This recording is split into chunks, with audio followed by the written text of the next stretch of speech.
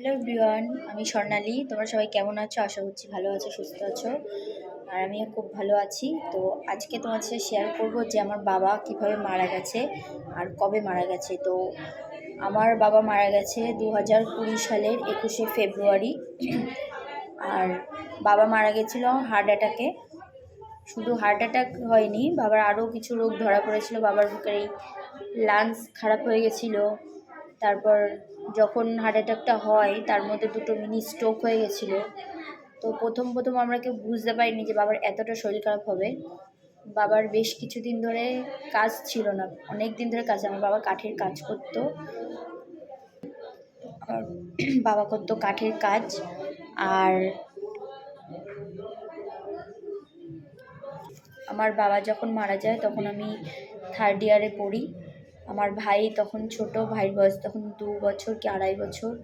আর আমার বোন তখন ক্লাস 11-এ পড়ে।